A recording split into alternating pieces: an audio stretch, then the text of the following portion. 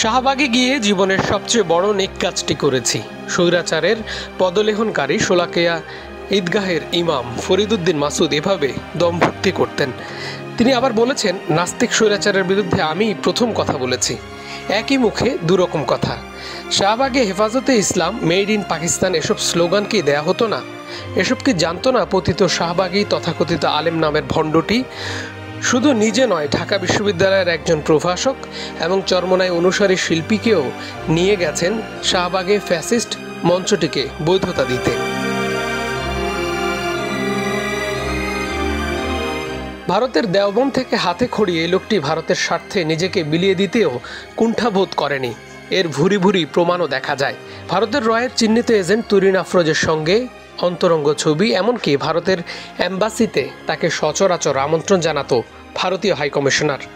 বলা হয় মাসউদ নাকি মুক্তিযুদ্ধে অবদান রেখেছেন। এটা ঠিক আওয়ামী লীগের ভুয়া মুক্তিযোদ্ধা সম রেজাউলের মতো, যিনি 7 বছরে যুদ্ধে গেছেন।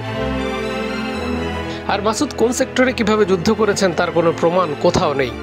এক সাক্ষাৎকারে তিনি বলেন, যুদ্ধের সময় আমি কিশোরগঞ্জের জামিয়া ইমদাদিয়া মাদ্রাসায় শিক্ষক হিসেবে যোগ দিয়েছিলাম।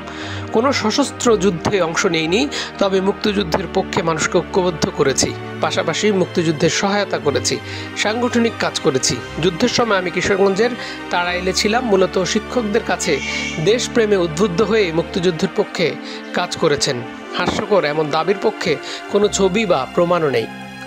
রাজনৈতিক মিত্র হিসেবে বেগম খালেদা জিয়ার ছবি নিয়ে যেভাবে জামাত নেতাদের তুলোধনা করত মাসুদরা, এরপর কিভাবে তারা আবার তুরিনের সঙ্গে এমন খোলামেলা ছবি তোলেন, নাকি নিজেদের বেলায় সব জায়েজ? ফরিদউদ্দিন মাসুদ সেই ব্যক্তি যে লোক ফতোয়া দিয়েছিল ইসলামী ব্যাংকে যারা টাকা রাখেন তারা জাহান্নামে পুড়বেন। নিজেই ইসলামী ব্যাংকে অ্যাকাউন্ট করে এমন ফতোয়া দিয়েছিলেন তিনি। কতটা মুনাফিক! 21 জুলাই 2018 সালে মিসবাহুর রহমান চৌধুরীর নেতৃত্বে আত্মপ্রকাশ করে সুবিধাবাদী ইসলামী ঐক্যজোটের। মূলত মিসবাহ কোনো আলেম ছিলেন না, ইসলাম সম্পর্কে তার জ্ঞান একেবারে কম। তবুও স্বার্থের লোভে কিছু মাদ্রাসা ছাত্রদের নিয়ে গঠন করেন ইসলামী ঐক্যজোট। স্বৈরাচারের পতনের আগেও এই মেজবার কাজ ছিল তাদের অকুণ্ঠ সমর্থন জানানো, বিএনপি জামায়াতের বিরোধিতা করে নানা ফতোয়া দেয়া।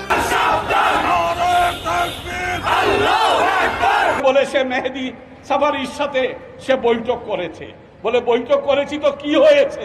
আরে নির্লজ্জ! হাজার হাজার মানুষকে মামলা দিয়ে সাজা করে দেওয়া, এগুলো তো আমরা নতুন দেখি। বাংলাদেশ ইসলামী ঐক্যজোটের চেয়ারম্যান মিসবাহুর রহমান চৌধুরী বলেন, দেশের বিরুদ্ধে অভ্যন্তরীণ আন্তর্জাতিকভাবে গভীর ষড়যন্ত্র চলছে। তিনি দেশবাসীকে সে সময় সচেতন থেকে সরকারের উন্নয়ন, অগ্রগতির এবং প্রগতিশীল অসাম্প্রদায়িক উদার গণতান্ত্রিক চর্চায় আহ্বান জানাতেন। মূলত ইসলামিক ঐক্যজোটের যাত্রা শুরু হয় 1990 সালে। 1991 সালে বাংলাদেশ জাতীয় নির্বাচনকে কেন্দ্র করে এই দলটি গঠন হয়, কিন্তু তারপরে সরে যান এসব মিসবারা। কিন্তু এরপর মিসবাদের তল্পিবায়ক হিসেবে কাজ করতে দেখা যায়, যারা বৈষম্য বিরোধী ছাত্র আন্দোলনকে নানাভাবে কলঙ্কিত করার চেষ্টা করেছিলেন। টেলিভিশন টক শোতে ডিজিএফআই তাকে নেয়ার জন্য তদবিরও করত। বিশেষ করে বঙ্গবন্ধু এবং তার কন্যার বিনাশ চায়, এটা আমরা দেখেছি। এই ছাত্র আন্দোলনের ভিতরে এই অনুপ্রবেশকারীরা ঢুকে গেল এবং আশ্চর্যজনক হলেও সত্য যে দেশের মেট্রো রেল নিয়ে আমরা যখন গৌরব করা শুরু করলাম, আমাদের মানুষের মধ্যে একটা স্বস্তি ফিরে আসলো, যানজট অনেকটা কমে গেল। সেই মেট্রো রেল পুড়িয়ে দেওয়া হলো, এলিভেটর এক্সপ্রেসের টোল গুলো পুড়িয়ে দেওয়া হলো।